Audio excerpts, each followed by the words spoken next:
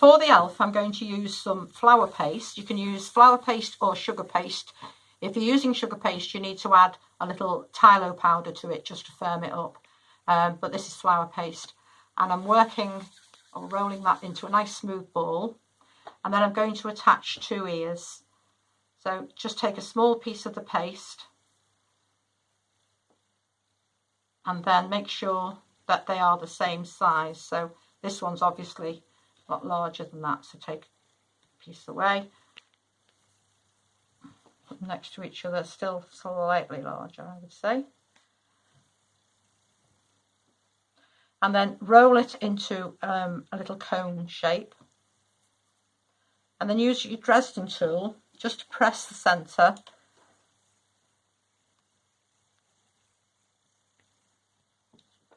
Bring to a point. And then turn it round and pinch the other end.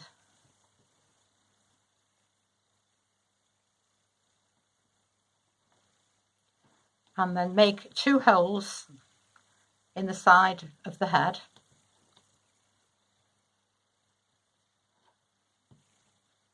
And just use water for sticking. So I'm just putting a little bit of water in there.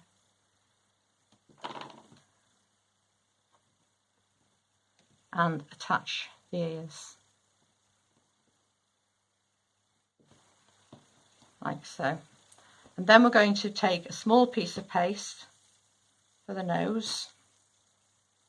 Don't have to bother with the mouth because that's going to be covered in chocolate because he's a naughty elf. Like so. And then for the hat, we're going to take a piece of green paste. Again, flour paste. Work it so it's nice and pliable. So flour paste or your sugar paste with the gum trag in it, or the Tylo powder.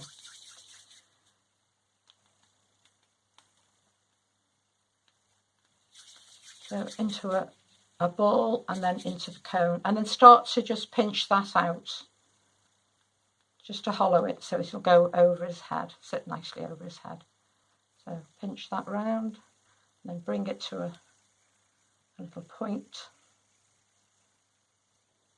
Moisten with water.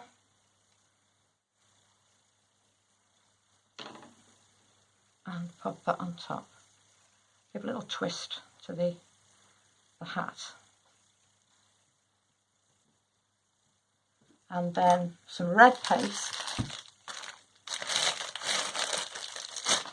Just a small piece of the red paste.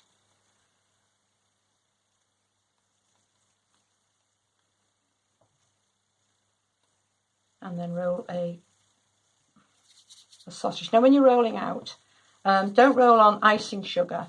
If you need to add anything, if it's getting a little bit sticky, then roll out on a little Trex. That will save it from sticking. Then water around the hat, around the back.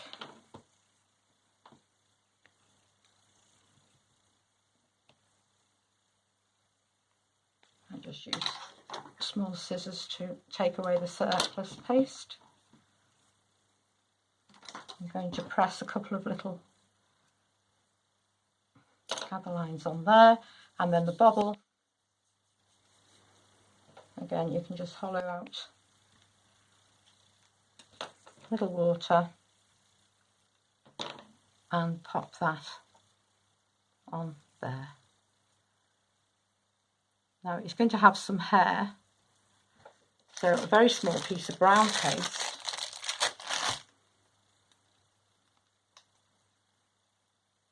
And just make very small cones.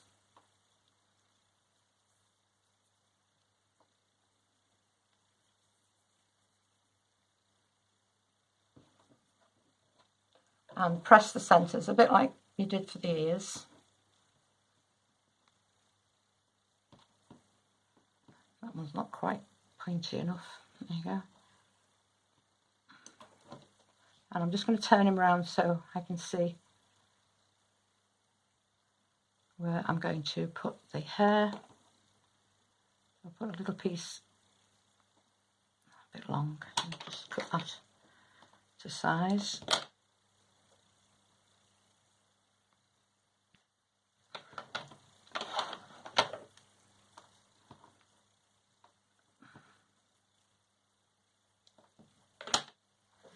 Another little piece here.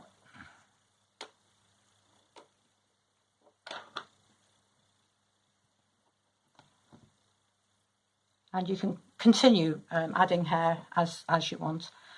Just press that little bit in.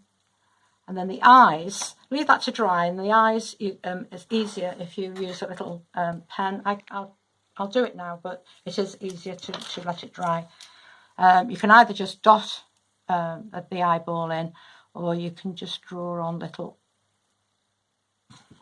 creased eyes.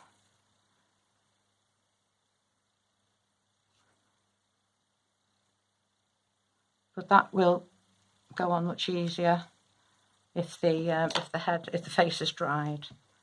I'll leave that there. Now I have done one here already, and I've drawn the eyebrows, and then I just press that in,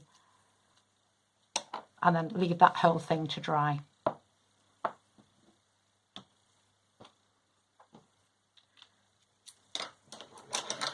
So I'm going to make 2 little hands. I'll just put that to one side.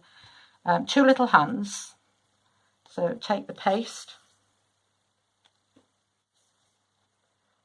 and again into a cone. Now flatten the round part and use your small scissors to cut a thumb, and then remove that section, and then make some 1, 2, 3 little cuts into a point, and then put that to dry. The second hand, and make sure that your balls of paste are the same size at the beginning. Taper that down into a ball, taper that down, press the rounded part just to thin out. Now the thumb are always on the facing each other, so I'm going to cut this thumb on the opposite side. So you cut there, remove that, and then again 1, 2, 3, and then just curl those round. Just push the point off that thumb, round that off, and so then just place those to one side to dry. Make sure that you do get a nice, just take a little bit off there, a sharp point, because it's going to push into the sleeve, and a sharp point is easier. So I'll put those to dry. Now for the sleeves, you don't actually need a lot of paste for this. Just a small piece of red, a small piece of white,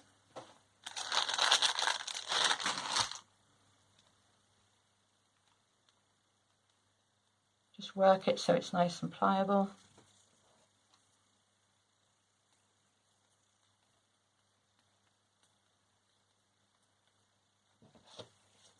And then I'm going to roll out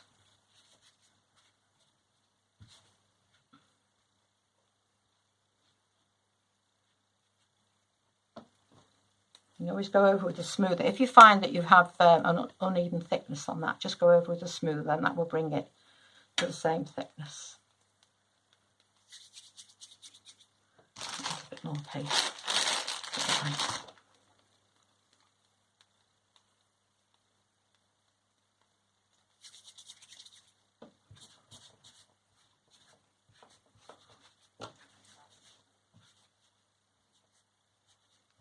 And again, just roll over with the smoother.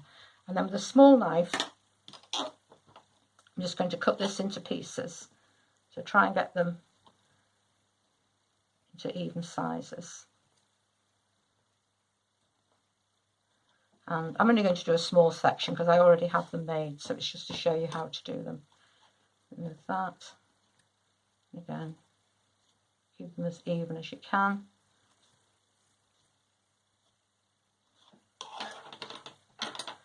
And then again with water, you don't really need a glue, but with water you're going to alternate the colours.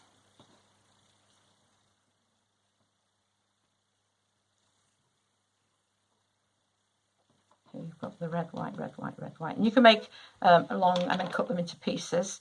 Give them a little roll so that they stay together.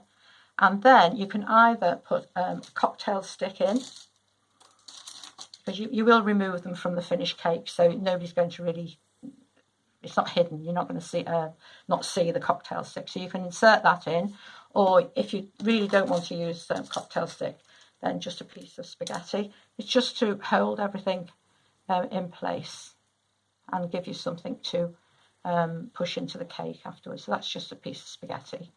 And then you would make a hole at one end. This is for the sleeve, like that, and moisten with water and insert the, well, it would be a dried hand in there, and that gives you your little hand. Now I've already got a small hand here and an arm and a longer one there. I'll remove that. Okay, and the same thing for the legs. So I've cut some up for the legs, and then I'm just going to make some little green shoes.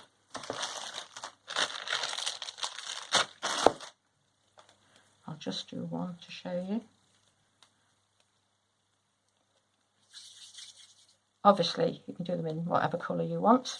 They seem to be in a green, most of the little elves. So a ball of paste, slightly larger than I was working with for the hands. Taper that down, and then at this end just use something like the paintbrush handle or a ball tool, bone tool, anything like that, and then you can put water in there, and you would then insert the dried leg, so that would go into there, so that makes the little shoe. Just curl up the end and then leave the whole thing to dry. So you want two of those. Okay, so we have all our pieces drying, and I'm going to carry on with the cake. So for the cake, I'm starting off with a 5-inch, and then I'm using this set of cutters to cut out the extra layers. So obviously use the straight side. And I've got about 750 grams of buttercream here. I'm just going to put a thin layer. Now I've used butter for this because I want it to be quite firm. So if you use margarine, then it is going to be a soft filling. I'm going to pop that onto my board, just bring that back in, and just build this up in layers. Put that on top. You don't have to be too careful with this. It's going to be covered in buttercream anyway, and that's going to hold all the chocolates in place. You can use a knife just to trim down, just to get that shape.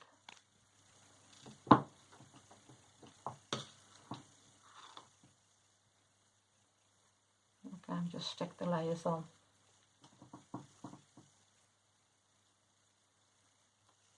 This one.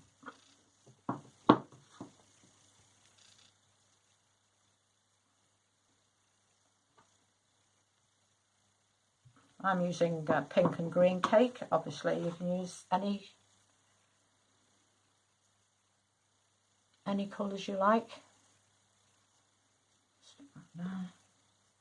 This is, I'm using it for the elf cake, but you can use it for any. It could be a witch, it could be Father Christmas, it could be your best friend if they like chocolates. It's just a great little cake to give as a present. Okay, just turn around, make sure that we've got more or less the right shape. Looks like a little Father Christmas hat actually. And then I'm going to just soften this buttercream because it is quite firm with it being the butter. and then begin to cover the cake with it.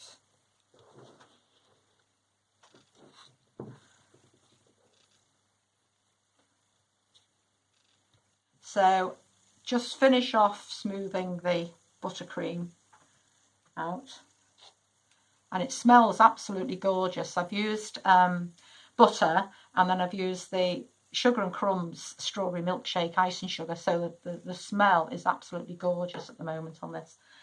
So I'm going to now start attaching my chocolates. Now I'm using the Ferrero Rocher because I just love them, but you can use any chocolate really. If you're going to use just a plain chocolate with no wrapping on, then I would suggest the buttercream would be a chocolate buttercream, so that you wouldn't actually see any white buttercream through the joins, as it were. So yeah, just either use chocolate buttercream or go with the gold. So I'm just going to start placing these. Now I've taken the little brown backing off, you know, the little like paper cup you get these in. I've taken them off because otherwise the chocolates will just fall out. So you start by going round, all the way round, and keep going. So the buttercream will hold the chocolates in place. You're just going to push those in, and then in between. If you find that they do start after about row 4, they start to fall off, just pop the cake in the fridge for an hour and the buttercream will start to firm up. But I find that the buttercream is enough to hold them in place. Just work your way, keep working your way around. Your little push.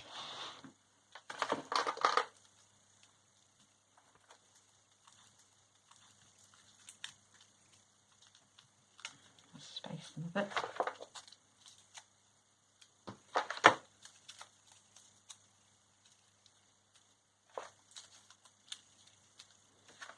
As I say, I made this for a chocoholic friend of mine, so I made a little model of her and actually put that in the cake instead of an elf a few years ago now, but she loved it, and who wouldn't with all those chocolates on.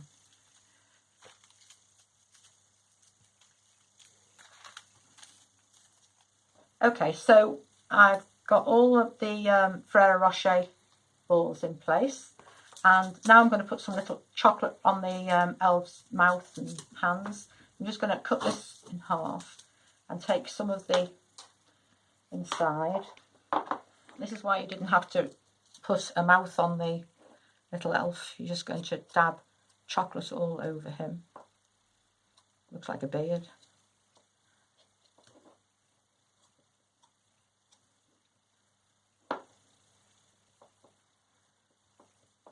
And then on his hands as well, so just take a little bit of that.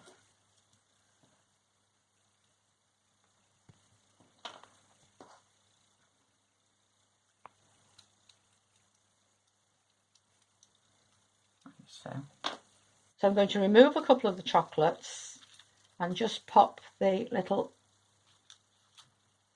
elf's face in there. And then you can just bring the chocolates back around him so it looks as though he's inside. And then I'm going to pop in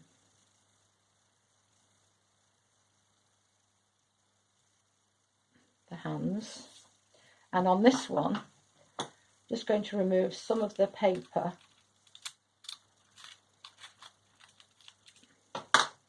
so this hand can be look as though it's just tearing the paper open. Put a little bit in his hand like that. And then the legs can just be popped in.